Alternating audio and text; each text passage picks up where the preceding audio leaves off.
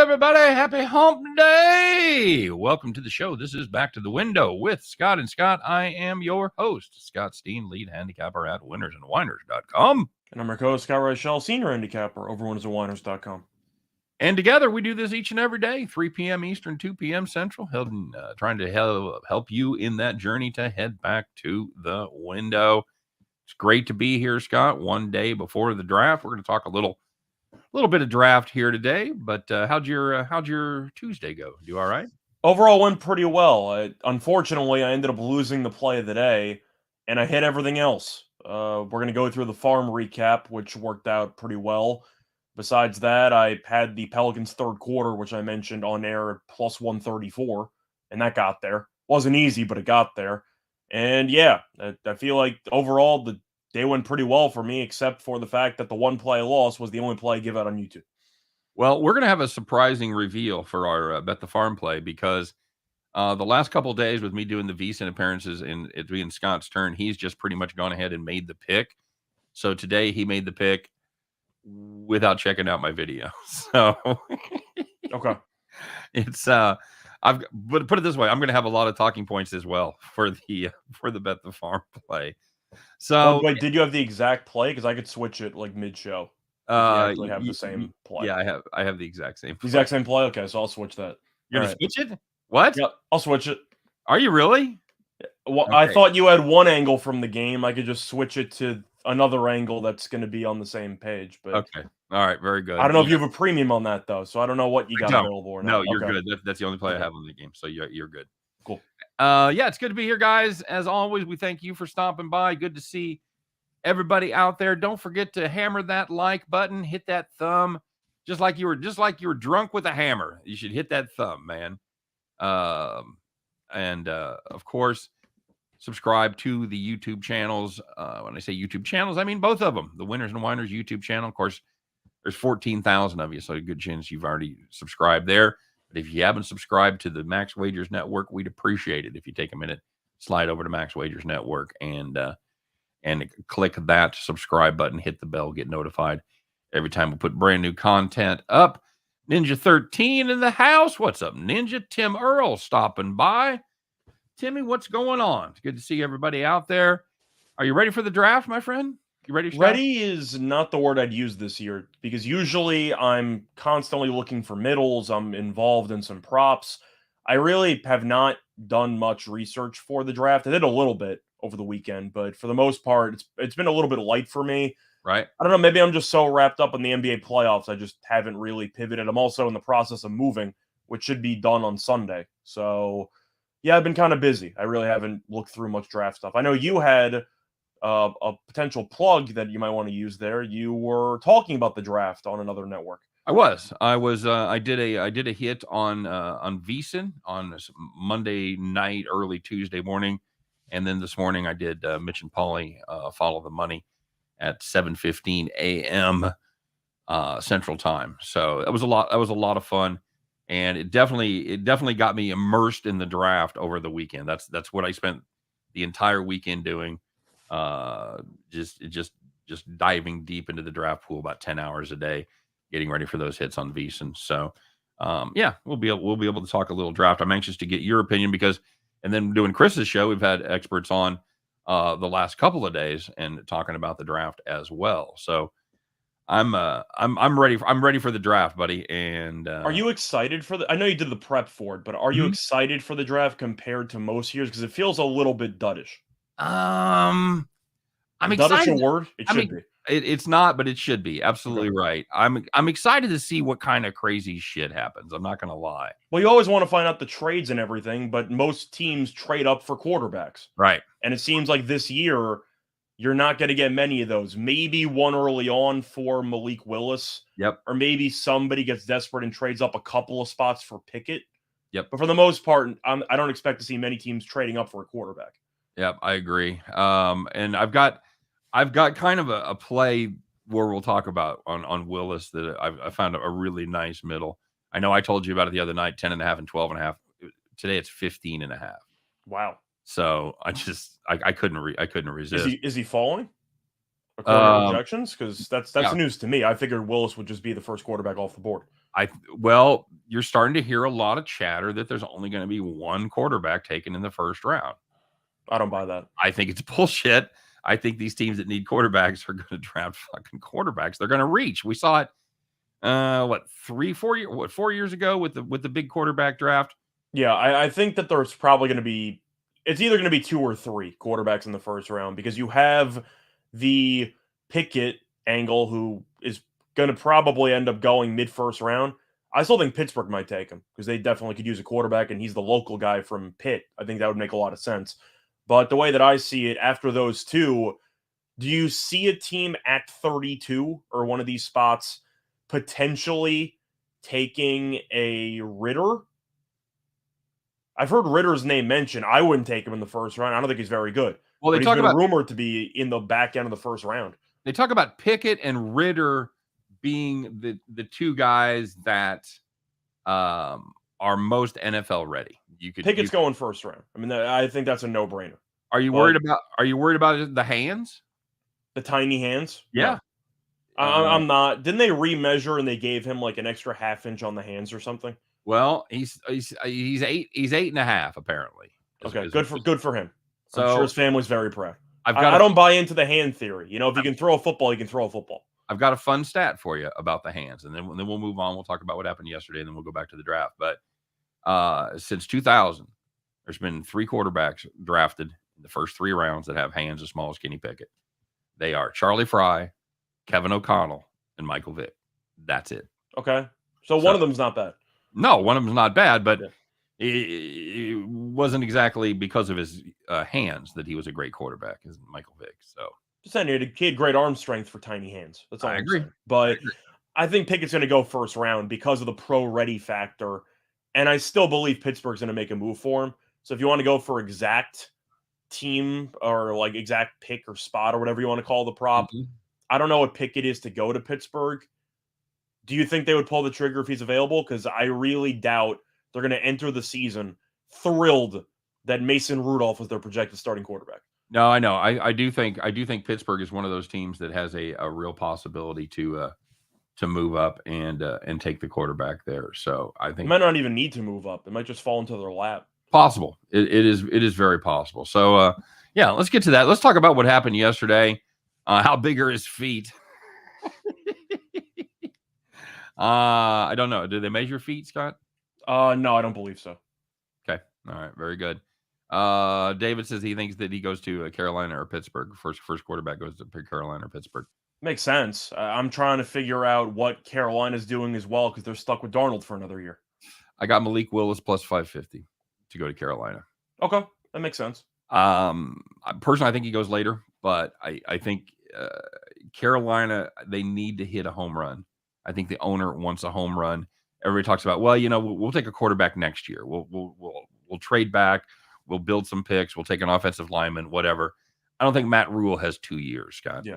See, Andrew, I'm not saying that I think Pickett should be a first-round pick. I'm just saying that when you are that desperate for a young quarterback who might turn into a starter like Pittsburgh or Carolina, and you have no direction at the quarterback position, taking a rookie in the first round is not the end of the world. It's a pretty good, cheap option to get some upside into the building. Yeah, and he's probably the most NFL ready of all the 5 quarterbacks. I think he is. They've been talking about. Ritter would probably be second. Everybody else is going to be a project. Would be and he can move a little bit. So if you're looking for some mobility, Pickett does check a little bit of that box. Yeah, in fact, they probably would get him to run less. Yeah, because he really puts himself in some bad spots. So, all right, let's talk about what happened yesterday, buddy. Let's break it out and find out some things that weren't draft related. Let's find out. Just because the draft's getting ready to go on doesn't mean there weren't bad beats, doesn't mean there weren't easy wins, and we're wading right into the middle of it as we find out the Wednesday edition of Who Took It in the Shorts and Who Took It to the Bank. Who were the winners? Who were the whiners? Let's find out. Identify yourselves, raise your hands, and be proud as you had to call the cops yesterday.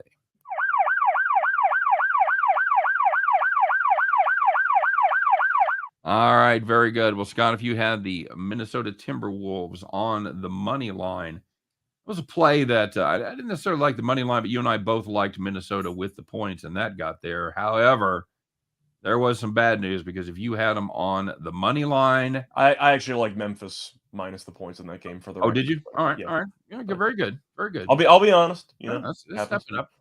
But I like the Grizz there, or I like the Timberwolves there. Just about pulled it off, my friend, to plus 240. They led by 11 with 6:43 left. Memphis closed the game strong, 23-10 run. Minnesota, they end up losing by 2. Covered the spread. Didn't get there on the money line. If you had the Wolves plus 240, you were in line for a very nice payday, and then all of a sudden, you weren't. See, all the points I made for why I liked Memphis ended up happening. Memphis was just so bad for the first 3 quarters. But I said Minnesota's a stupid basketball team that does a lot of stupid things. They had 23 turnovers. Yep. There you go. And they were disastrous down the stretch. But anyway, if you had the Red Sox on the money line against the Blue Jays, they led 5-2 entering the 9th inning, and Toronto scored 3 runs in the bottom of the 9th. We went to extras, and the Red Sox lost an extra inning. I had the under there. I had the That's rough too. Yep. I had the under 8. So ish. All right. And finally, if you had the Preds, you had the Predators on the money line against the Flames.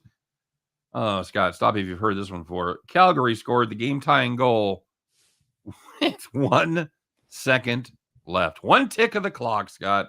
Predators lose in overtime. That is a heartbreaker right there. If you had the Predators on the money line, you were good for 59-59, but it is a game of seconds, and that jumped up and bit you. Call the cops. Yeah, I could have also thrown in the ending of that Twins-Tigers game, but I didn't really know what to quantify that as or qualify it as, because that was just an absolute shit show for the final play. Right? Do you have any thoughts on that? Besides No. the fact that it just gave you flashbacks to the Little League World Series? Yeah, that was just fucking ridiculous. You want to take us through that last play, Scott? So Sano was up, I believe it was first and second. And you ended up having a line drive, which was basically hit directly at the right fielder. And he misjudged the ball. So it hit off his glove. It rolls to the wall. Then Minnesota guy on second had to hold up because he thought it was going to be an easy catch. So he froze. Then he's basically stuck at third base. He's supposed to go home. He doesn't. The guy on second ends up going to third base. So they got a bunch of guys on base with overlap involved. So somebody's going to get tagged out. And then the Tigers threw the ball to third base, and they overthrew the third baseman. So the guy on third scored, and the guy who was holding up between second and third, he scored. Walk-off, fly-out error, throwing error. So it's a mess if you're actually keeping track of the score at home. But yeah, I'd like to see the score sheet on that. I'd like to see the score sheet on that one. But yeah, that was definitely not a pretty play, so to speak. The only way you can watch that play is with Yakety Sax playing in the background. I thought you were going to say the other one, the dude Benny Hill. Oh, that is Yakety Sax. Oh, that is Yakety Sax. I never knew the name of the song. Yeah, I knew Benny Hill. I didn't know the name of the thing. Great Boots Randolph, buddy. Great Boots Randolph. All right, so there was some good news out there yesterday. There were some games where they weren't playing Yakety Sax as the game ended. These are the nice, easy victories. You know who you were. You were sitting there fat and happy as you were sitting in the rocking chair. So, first one, if you had the under in the Red Wings and Maple Leafs game, if you had the under 7, you had 1 goal in the first 2 periods combined. And the it was game not that landed stupid. 3. That was the only goal. Oh, no, sorry. Now, game landed 3. But if you had the under 7 and you have 1 goal in 2 periods, you're in pretty good shape. You really are. You really are. And speaking of being in pretty good shape, yeah, the Mets Cardinals under 7. They had 2 runs in the first 8 innings. My God, what happened in the 9th inning? Oh, they scored 1 run. Yeah, ended 3-0. Nice, easy rocking chair win there on the under for the Mets Cards. And the last one, if you had the Mariners on the money line against the Rays, they led 8-0 after 6 innings, and they won 8-4. Okay, the Mariners team pretty good, which I believe we both had. Like that. I like that team a lot. All right, yeah, let's do this one. We haven't done one of these in this week, so we'll talk about it because this has to be talked about. Oh, Scott, I was watching this game and I'm go ahead. I was going to say we were actually kind of happy that he was awful, but we got to at least mention it. Yep. So. Yep. I mean, it played right into our hands, and we're definitely not mad about it. And to be honest with you, we're not really disappointed either. But I guarantee you some people are. So let's find out who it is on the Wednesday edition of I'm Not Mad, I'm Just Disappointed. All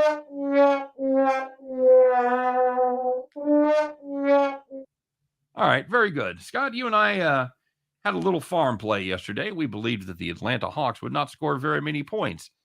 And part of that theory was the fact that Trae Young had not been very good in this series. And that trend continued as the Hawks easily went under the total.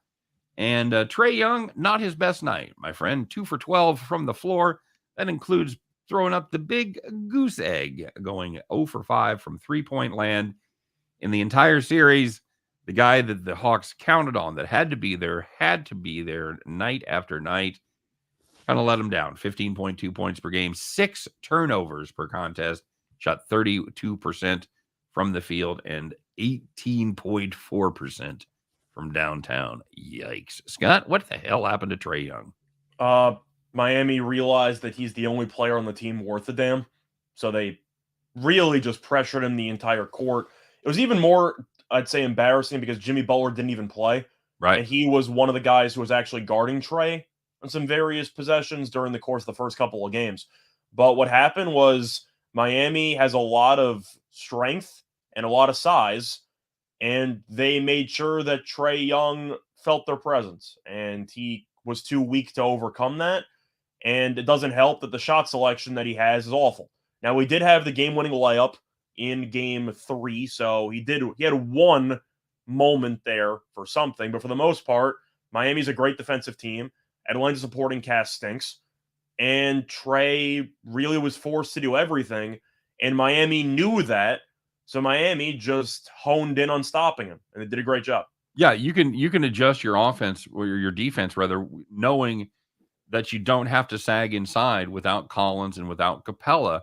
You're able to play off the ball, and you're able to play a little bit. Even further. with Collins, it's like Collins spends half the time standing at the 3-point line nowadays. Yeah, well, and when I say without Collins, I mean like the old Collins, because he's been just the full strength Collins. Yeah, he came back late, he rushed back. Yeah.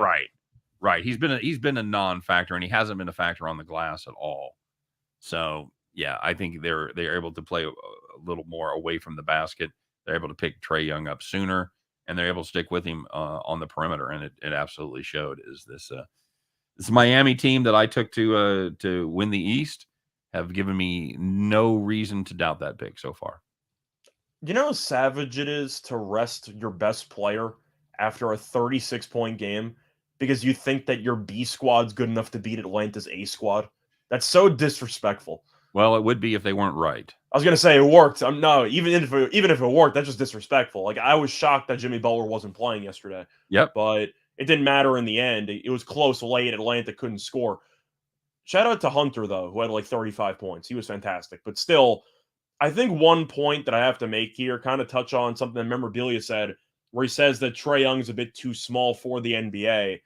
I disagree with that point because he was still an all-NBA third-team guy, and he made the Eastern Conference Finals last year.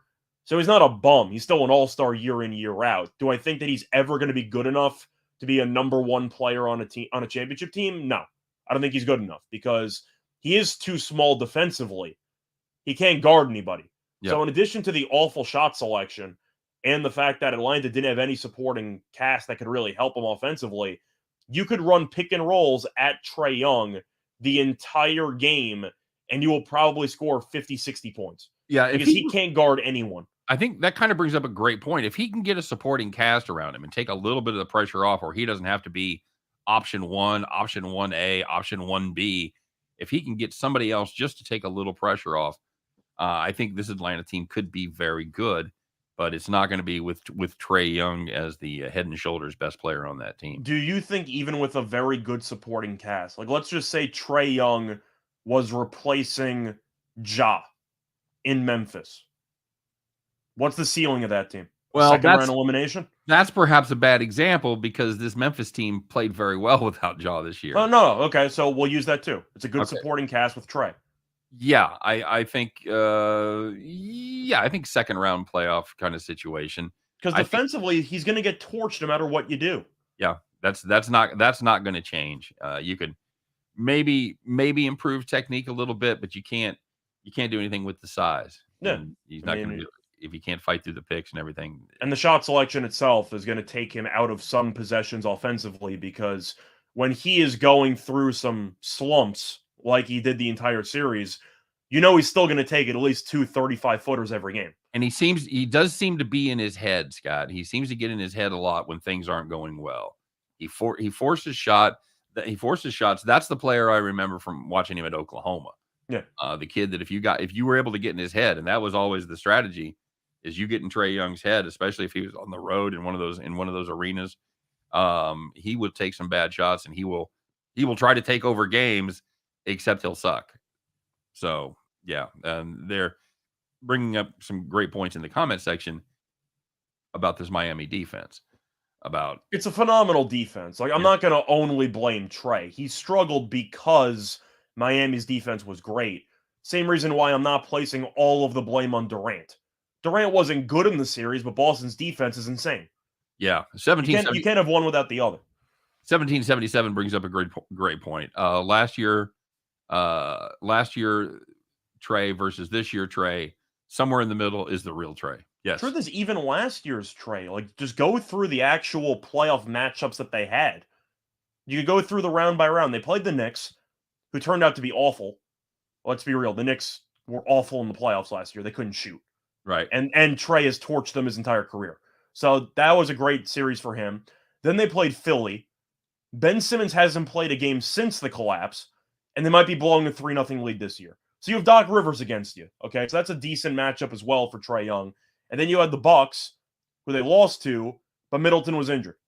And even Giannis got hurt. Yep. So there were a lot of breaks that went Atlanta's way to even get to that position. I think that it, in hindsight, could be bad for Atlanta because it might encourage them to keep the band back together, which is exactly why they paid Collins all that money. Mm-hmm. They should not have paid Collins all that money. No. So I think Atlanta's in purgatory. They're a pretty good team, probably going to be fighting for a 7 seed, and they'll probably lose in the first or second round every year. Okay. Yeah. That's certainly, unless there's some major improvements on that team, that certainly looks to be what their future is. Somebody asked. The last year was pretty fluky. You go down who they played, the coaches, the matchups itself. Let's just say a lot of those teams had no answer for Trae because they didn't have these mobile wings that Miami has. Yeah, absolutely true. James Mount says those back-to-back threes by Hunter killed by 4.5. Yeah. Hunter, though, had a great game. Yep, he was outstanding. Scott, somebody asking about Houston, Texas. No, not the city. Houston versus Texas tonight. Texas was able to sneak one out against Framber Valdez after I sang his praises and told you how much I liked him and his slider, and he went out and shit the bed. Houston got even yesterday behind Jake Odorizzi, of all things. Boy, if you'd have picked one of those two games that you thought Houston was going to lose, it probably wouldn't have been the Valdez game. It would have been the Odorizzi game for me. But pitched well yesterday. So today we've got the matchup of Otto.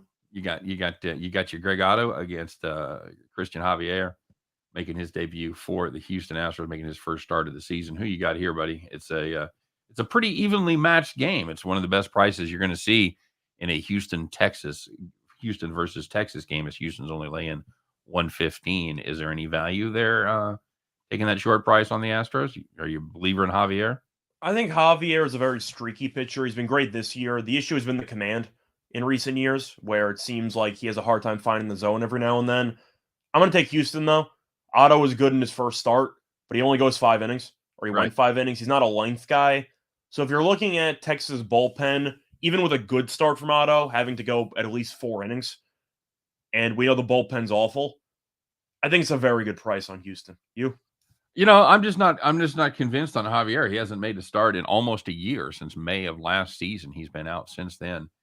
I'm not necessarily going to want to jump right on a guy making his first start coming off an injury. Having said that, I'm just looking at the price. There's no way I'm backing backing Texas rather at plus 105. That I can't do. That's never going to happen. So JC Stone says, "Are you guys going to Max Wagers exclusively?" Said, "I think most viewers are not on this site. I don't see any of the comments you're addressing." Yes, we will be going to Max Wagers exclusively for the live content. Now, the YouTube channel of Winners and Whiners will always be there. You'll always be able to find us after the show is over. We were supposed to make the move this week. There were some technical problems behind the scenes that kept us from doing that. It is going to happen in the future. I don't know when. But the point is, this show will be on Max Wagers, but yes, my daily pick at night, for example, will still be on Winners and Whiners. No one cares. I'm just saying. They wanted to find my stuff. I'm yanking you. Yeah. So both channels will be used.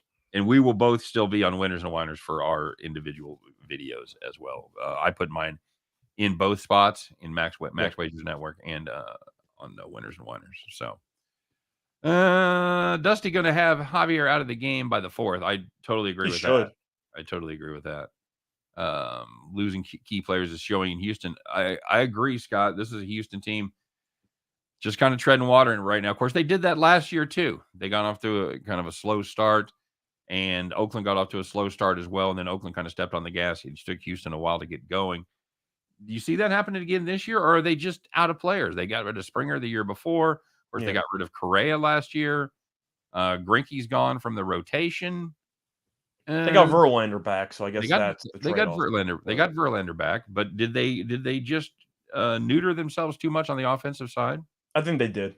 The way that I see it is, even though Correa was a universally hated player because he was the face of the Astros cheating scandal because he's the captain of the team, he's still the captain of the team. So not even just on the actual field, in the locker room, he was the guy.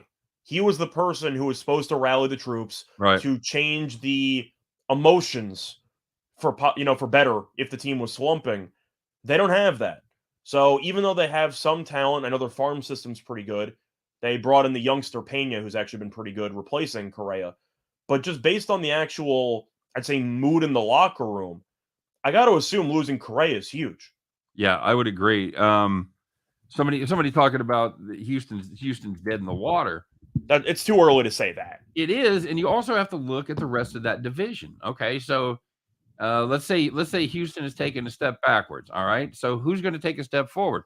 We said Seattle, and even Seattle was good last year. Right, the last few years it had been Oakland. That ain't going to happen, even though they're playing 500 ball this year. So now you've got to either believe in Seattle or you got to believe in the Angels.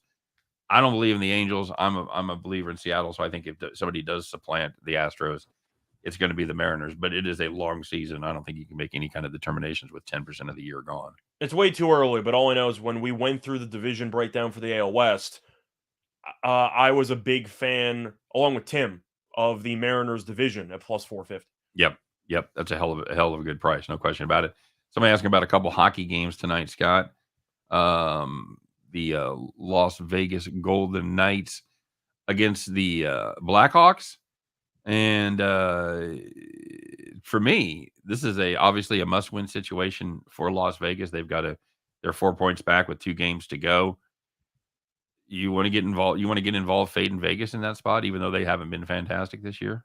I actually do. I actually like Chicago. Vegas has had so many must-win games over the last week, and they find ways to lose in excruciating fashion every time. And they're laying 220. They played yesterday against Dallas. It was the game they needed to have. They lost in the 7th round of a shootout. They didn't score. They went 0 for 7. They found a way to lose that game after blowing a 2-goal lead in the final 3 minutes against San Jose the game prior. So even though the Golden Knights are in must-win territory, you're going through the recent form. They've been a mess. They've lost 4 of 5 in games they needed to have. Chicago's got nothing to play for, so you can argue about motivation. There's no way I'm laying 220 with a Vegas team that consistently falls on their faces in must-win games. I can't do it. I got to take Chicago.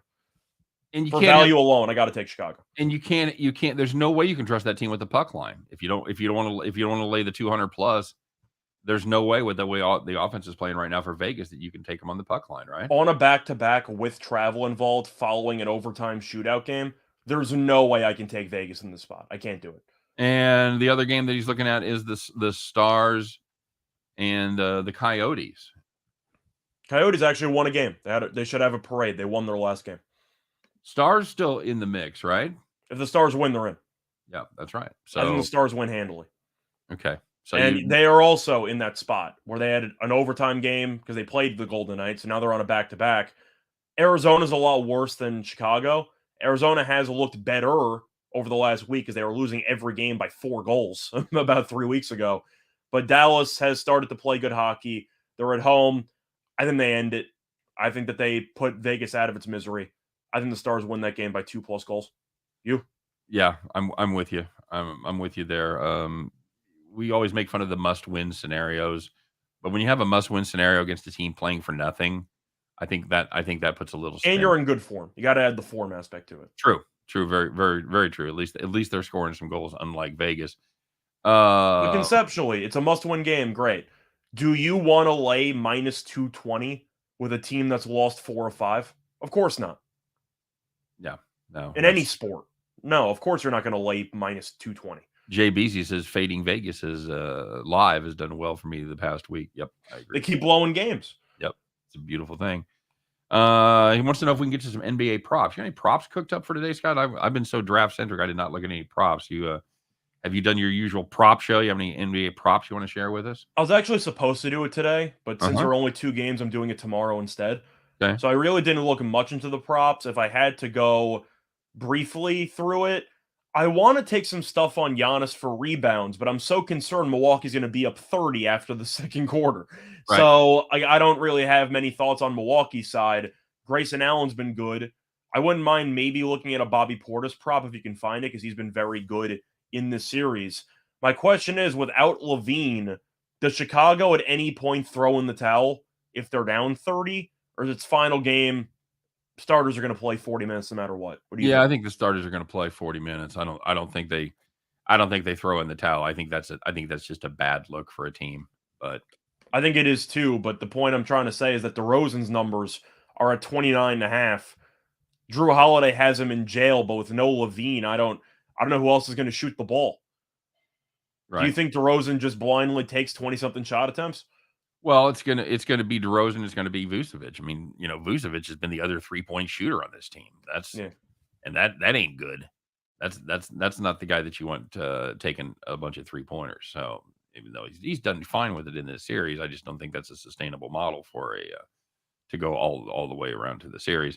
I think one prop I'm looking at potentially the under with Brook Lopez, because ever since Bobby Portis came back from the injury. Right. The brief game with the eye thing, Portis has played a lot more, and Lopez has kind of been pushed to the back burner. And it makes sense, because Vucevic was getting a bunch of wide-open 3-pointers, right, because Lopez was getting torched in the pick and roll. So if you want to go based on not fixing what isn't broken, Milwaukee won the last 2 games by 30, because Portis played a lot and Lopez didn't. So I think Lopez is probably an under guy if you want to go player props. Nicholas Lee says, I like the Bulls first half plus 7. What do you think about the Lopez thing? I just don't know why they would go back to using him when they've been so good without him. No, especially without Levine in there, when there's going to be more offensive pressure on Vucevic to shoot a little bit more. Mm-hmm. No, you've got to have your best defender in there. You've got to have Portis on him. You can't. I don't know that Brook Lopez is unplayable in that situation, but you certainly have somebody that can do a better job. So I think you'll live with Vucevic shooting a bunch of threes, but if you want to go about defense and why Chicago scored 81 points in game 3 and why they only scored 95 in game 4, it's because Portis, being the power forward dash center with Giannis, that lineup has been crushing. Yep, absolutely true. Somebody taking the Chicago plus 7.5 first half, I want no part of that. I don't. You can argue that Chicago might come out focused and Milwaukee might be playing with its food. Yeah. I think mentally Chicago might have checked out already. We're going to talk about this game a little bit later. Yep. But I don't want anything to do with Chicago in this game. I do like the team total under for Chicago, which, truth is, was potentially going to be the farm play. But, yeah, you had a video on that, so I had to pivot. But I do like the team total under for Chicago. Yep. That's absolutely. I don't think Chicago gets to 100. No, I don't either. I'm ride or die with Milwaukee here. Yeah. Nicholas is on it. He says, could the Bucks will not play that tough in the first half, show up in the second half? They might play with their food, but that's legit. Chicago might be in their own heads. Think about it. You lose Levine and you lose Caruso. So you lose your second best offensive player and your best and your defense. best offensive player, and you've lost to this team by about 25 on average in the last 2 games. Yep. Mentally, they might be out to lunch. Yep. 24 and 30. That's got to be in your head, especially without their best defender in Caruso there for sure. Yeah. I will tip my cap to you, Nicholas, if they come out and do that. I think if you wanted to play something like that, first quarter. I'm not sure Chicago can win for an entire half, but if you wanted to take the Chicago comes out fired up angle, Milwaukee is a little slow getting started. Take the first quarter plus whatever the hell. Probably what is that, like 4 probably? I was going to say 3.5 or 4. 3.5, 4, yeah. Yep. Mason, I'm going to disagree with you though about the spreads. You're saying the spreads really don't have much value on the NBA playoffs. I mean, knock on wood, I know I lost yesterday. I've been crushing it on the spreads, and even in the actual play that I lost with the Pelicans plus 6.5 on the podcast, I went 2-0. So I've done really well in the playoffs just with spreads. Maybe it's just me. Have you felt the same way? Because it feels like favorites have kind of been doing relatively well if you know which series to target. Yeah, I would like to go back and look at the stats in the first round, and I'm sure I'll do that at some point here later in the week as the series wind down and see how the favorites did versus the dogs. But it seems anecdotally like it's been a favorites situation so far. That's what I'm getting, or even the dogs that you might like Boston, for example, against Brooklyn. Right. If you were getting points with Boston, sure, because you knew the Nets were overvalued. So there were a couple of series that the odds makers have been completely drunk with, mostly the Utah series. The odds makers have given Utah so much respect. They're over. They did it all season. I don't get it. You and I faded Utah a lot this year, especially coming down the stretch to great success. This is a team that just hasn't shown that extra gear. They've definitely taken a step back from last year. Thanks for the kind words, Andrew. I definitely appreciate it. We have a lot of fun doing this show, so I'm glad you guys are getting some value out of it and having some fun as well. Just saying, Utah for those 2 home games, they were favored by 7.5 and 5.5. They weren't even close. Yeah, no, I don't get it. And it's, a lot of it has to do, we've talked about this before. A lot of it has to do not necessarily with the odds makers being drunk, but with the public being drunk, because I think you're definitely seeing, if this is the Denver Nets, I don't think you see the disparity like that. I think you get a lot of New York money now that New York has legal sports books. I think you saw a lot of New York money come in on the Nets and artificially inflate that price. You're paying a little Yankees tax. I think you paid a little Nets tax as well. I felt that way. I went to the game and I just said straight up, Boston's going to sweep. I just thought Boston was going to win the series, but I didn't think they would sweep when the series started. I thought the Nets would take 1 or 2. I think I had Boston in 6 in my bracket, but you just were watching the teams and you could tell, no matter what the actual odds makers suggest, some teams are just awful matchups for the other team. Boston was a brutal matchup for Brooklyn, and Dallas is a brutal matchup for Utah. It's the way it is, because Utah can't guard the 3-point line. Utah had their shot. They had to make hay. They had to be up 2-0 without Luka in the lineup, and they didn't do it. They were at home, right? They started at home. Yeah, they started at home. No, they started in Dallas. Yeah, no, that's right. Yeah, so that's why you could have gone up 2-0 with double home court advantage. Correct. And you ended up losing game 2 when Luka didn't play. Yep, absolutely right. Nicholas, thanks very much. A new fan out there giving us the props. I appreciate that. What else have we said here? You have any thoughts on the Golden State game?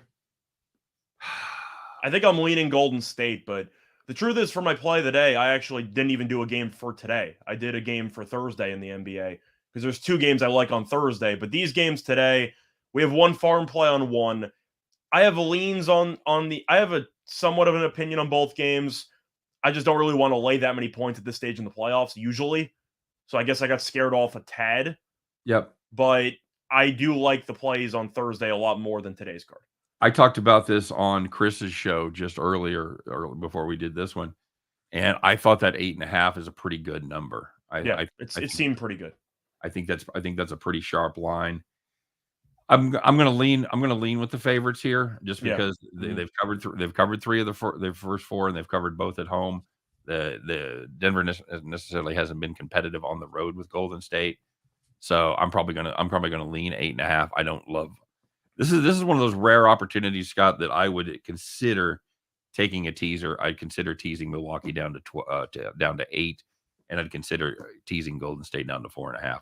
I don't generally play NBA teasers, but this would be one of those opportunities, I think, where I would actually do that. You? Well, I know that Golden State, I was going to ask you, they ended up switching to a triangle 2 or a zone in the fourth quarter of the last game against Denver because Jokic was killing them and they had to do something. So they made some adjustments and they lost the game, but the zone actually did give Denver some issues. Do you think that we see a heavy dose of that, or do you think that was just a one-off because Jokic was going crazy? I think they start off playing their real defense, but I think they'll be quicker to go to the triangle too. If they get in trouble, if Jokic starts torching him, I don't think they'll wait to the fourth quarter this time. Yeah. But, you got to admit they've had pretty good success the first 3 games playing their standard defense. So I don't think they're going to panic and revamp everything at this point. And also Curry's no longer on a minute restriction, so Curry Right. might actually go 38 minutes here. But one prop I actually do like for this game, which I did find, was DeMarcus Cousins. 6.5 points. The over's even money. He's gone over in every game in the series. He's had at least 7 points in each of the first 4 games. Now, the minutes are not there. He's played 10 minutes in 3 of the 4 games, 10 minutes exactly, and he played 12 minutes in game 2. So that's a bit of a concern. But when you've had at least 7 in every game, and it's even money at 6.5, and we know that when Golden State brings in the bench unit, you have Bielitsa trying to guard Cousins, and he can't guard him to save his damn life. I do think there's value on Cousins over 6.5 at even money. Okay. Very good.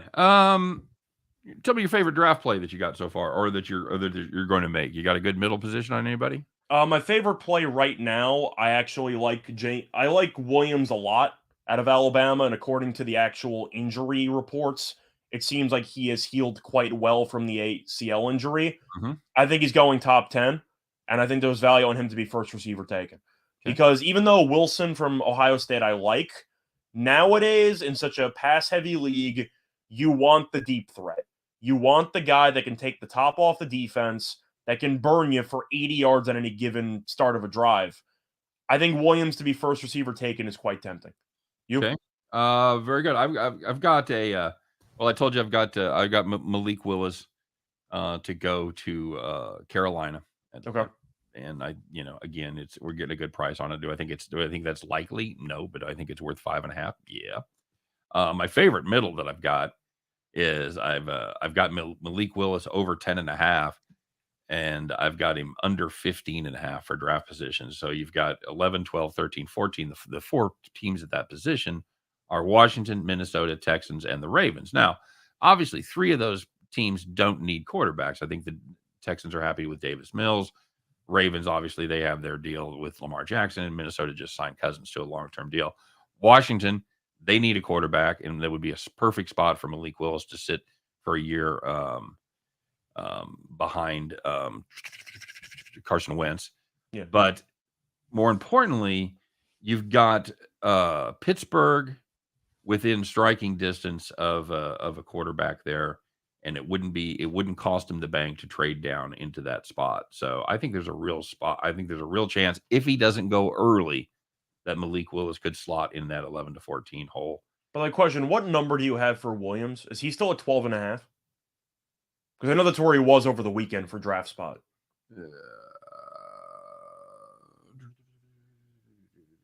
That's what I'm showing.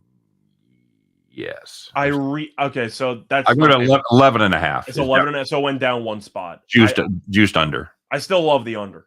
Based on what I've heard about the rehab and how well it's progressing. Yep. I do believe Williams is, I don't want to say a lock to go top 10. He should go top 10. Yeah, they had that video come out where he was doing it was cutting, he was showing off the and stuff. Yeah. So he looks fine. Yep, and let's be honest, it's an ACL, man. This is the 2020s. ACLs ain't what they used to be. It's just a flesh wound. It's just a flesh wound. Yeah. So yes, I absolutely agree that he goes under 11.5. I know if we were going deep dive when we had a brief conversation about the props over the weekend, we were looking at Hall, the running back out of Iowa State. We thought that his number was a bit too high. We like the under there at, I believe, 39.5. Yeah. I think, which we think that he's not going to go first round, or he shouldn't. But because of his pass catching ability and just the constant production that he had at Iowa State, I got to assume he's going in the first 5 picks of the second round. Yeah, he's down to it's 37.5, but Okay. I still don't. I said first 5 picks of the Yep. second round. I still believe that. That still gets you there. I'll tell you, my favorite under is Tyler Linderbaum at 28.5. For starters, it's really 30.5 unless the Chiefs trade, because the Chiefs have picked 29 and 30. They ain't taking a center because they have the best center in the league right now in Creed Humphrey. So I think Creed Humphrey opened a lot of eyes to how important a center is, and they took him in the second round. This kid is a monster. I expect to see him drafted in the first round. He may be drafted before 20, but I love him under 28.5. Okay, cool. All right. Anything else?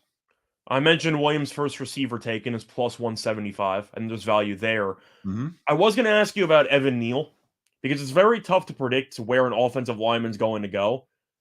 I think Evan Neal might be the best offensive lineman. I think it's a tie between him and the NC State guy.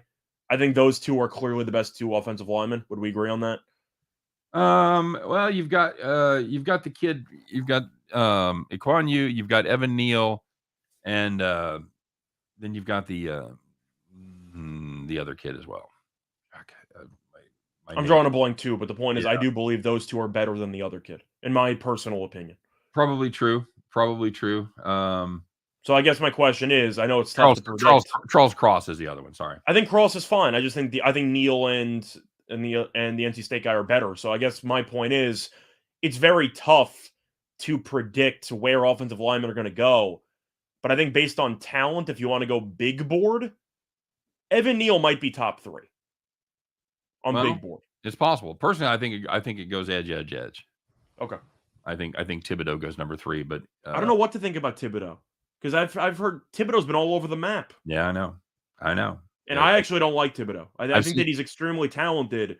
The work ethic and the durability are extremely concerning. Well, and I make notes throughout the season. One of the notes that I had when I was watching Thibodeau play is he seems to take plays off after he gets beat a couple times. That's what I'm saying. He takes plays off, and he missed a couple of games with injury. Mm-hmm. I don't think he should go top 3. Yep. But I think that a team's going to look at the upside and say, is this Von Miller Jr.? I don't think it is, but some team might take a reach on it. But there are some character issues that I look into when I watch a player in college. Mostly, do you take plays off, and are you healthy? And as far as I'm concerned, he does not check either box. Can't make the club. Actually, well, he checks those boxes, but for a bad way. I wouldn't take him. Can't make the club in the tub, Scott. What do you think about Thibodeau? Because we both reached the same conclusion. Yep. Would you take him top 3 if there are some work ethic issues? I wouldn't. Nope. Absolutely not. So I'm low on Thibodeau compared to most people. I agree. I'm certainly low on him compared to the other 2 defensive ends there, or the edge rushers. All right, buddy. Well, let's get to it, shall we? It is time. It's hump day. Time to put on those overalls, grab your straw hat, climb aboard your John Deere, pull out the keys with the lucky keychain on there, and get ready, Scott, because once again, you know what time it is? It's time to bet the farm.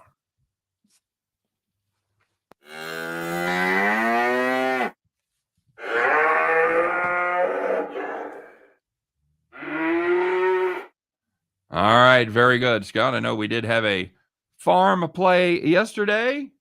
How'd that go for us? So we ended up having the Hawks team total under, and they sucked. So we had a nice winner. Cue the banjos!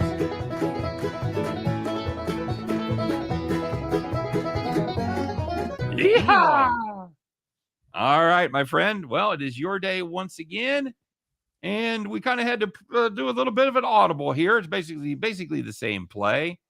But what do you got cooked up? And I haven't changed it, Scott. So it's fine. What do you got cooked up for the farm today, my friend? So I said I usually don't feel great about laying double-digit spreads in the playoffs. Time to lay double digits. I have to lay double digits here. I'm taking Milwaukee. Minus the 12 at minus 115 on DraftKings. Chicago offensively has been an absolute mess. They've scored less than 96 points in 3 of the first 4 games in the series. They're missing Levine, who's in COVID protocol, averaged 24.4 points per game in the regular season, and Alex Caruso was ruled out in the middle of the afternoon, and he's their best defensive player. Not to mention the fact Chicago's got run out by 24 plus in the last 2 games. So mentally, they might just check out. But Milwaukee ranks #1 in defensive efficiency in the playoffs up to this point. With Levine out, the offense should look even worse. And I do believe that Milwaukee should just dominate Chicago like they have earlier this season, or pretty much the entire season. The way I see it, Game 2 was a fluke, and Milwaukee's killed them every other step of the way. Give me Milwaukee winning this game by 15 plus. There you go. And yeah, total full disclosure, we did like the team total under for the Bulls as well. I've got that as my play of the day. But you liked it first, so there you go. What's that? But you liked that play first, so we had to call That's an audible. Yeah, that's right. All right, kids, that's going to do it for the Wednesday show. One more day till the draft, and then that is it. Quick reminder to everybody. Did you do the ad reads, by the way? What's that? You do the ad reads? I did not do the ad read. We should do that. Make sure you I was like, I already did the ad read. Yeah, I did it on the other show. Mm-hmm. So make sure you check out our special that we're doing with DraftKings.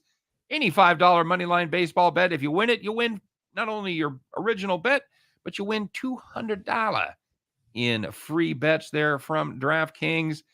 And of course, we've got the code listed in the show description as well as the link. And we're still doing the bet insurance with Caesars. Any bet you make, the first bet, it's basically a free ride, a free roll, a free ride, a free willy, whatever it is, you get it absolutely free, because if you lose it, they make it good. If you win it, well, you won your bet. Congratulations. That is good, up to $1,100. Both of these offers are available only in states where the respective sports book is available.